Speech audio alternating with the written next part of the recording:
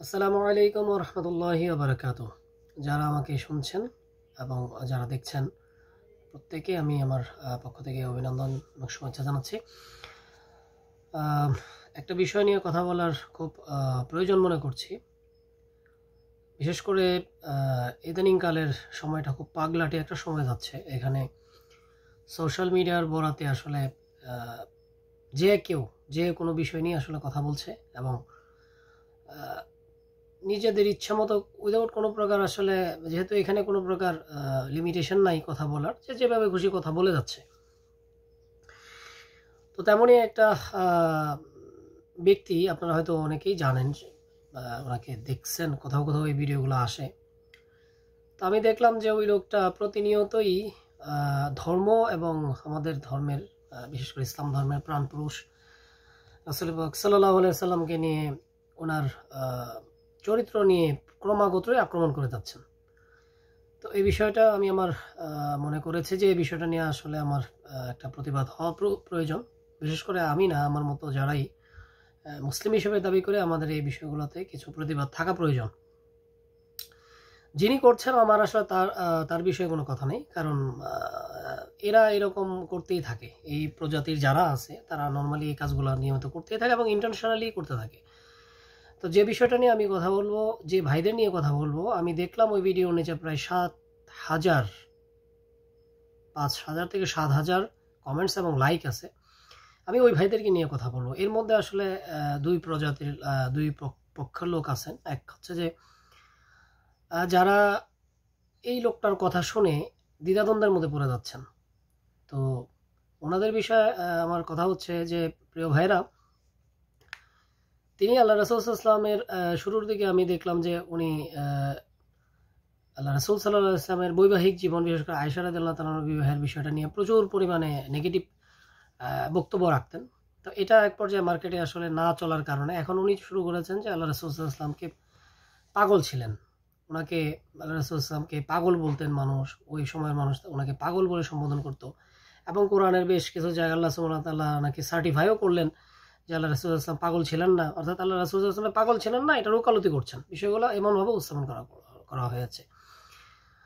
তো যারা দ্বিধাদ্বন্দ্বে ভুগছেন, যারা আসলে আল্লাহ রাসূল সাল্লাল্লাহু আলাইহি ওয়াসাল্লামের সিরা সম্পর্কে জানেন না, ওনার চরিত্র সম্পর্কে ধারণা নেই, ওনার জীবন চরিত্র জানেন না, তাদেরকে আমি অবহিত করব যে আপনারা আল্লাহ রাসূল সাল্লাল্লাহু আলাইহি ওয়াসাল্লামের জীবন চরিত্রকে একটু বেশি অধ্যয়ন করেন।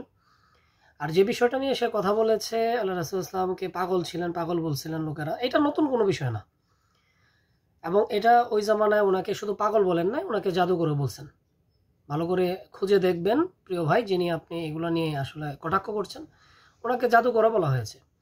তো এবং এটা আপনার মতো কিছু ব্যক্তিরা ইন্টেনশনালি করেছেন। উনি পাগল ছিলেন না, জাদুকর ছিলেন না, শুধুমাত্র ওনার যে অনুসারীর সংখ্যাকে কমানোর জন্য, যেন মানুষ ওনার প্রতি ডাইভার্ট না হয়ে যায়, এই জন্য ওনাকে প্রথমে বলছিলেন যে উনি জাদুকর। যখন এরপরেও মানুষ ঢল ওনার কাছ থেকে সরানো যায়নি, তখন ওনাকে পাগল বলেছেন।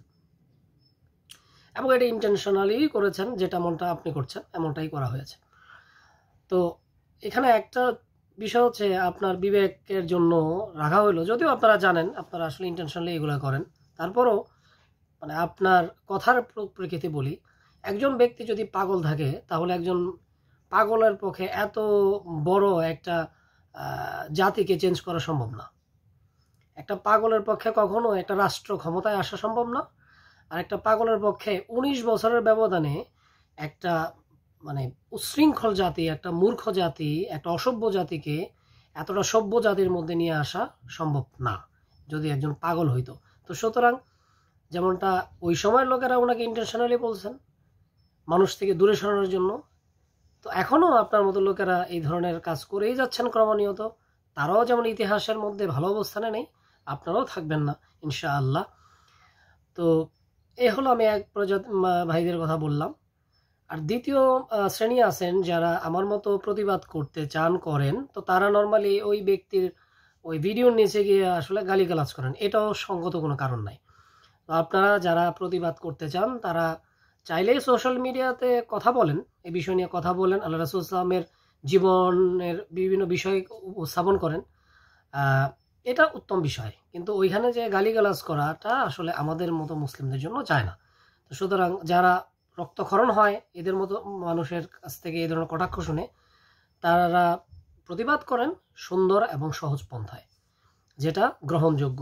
ওই শুধু শুধু ওই প্রোফাইলের নিচে গিয়ে ওকে গালি দিয়ে ওর প্রোফাইলটাকে বা ওর ভিডিওর ভিউটাকে আরও বাড়ানোর কোনো প্রয়োজন নেই, বরঞ্চ আপনি আপনার জায়গা থেকে প্রতিবাদ করেন।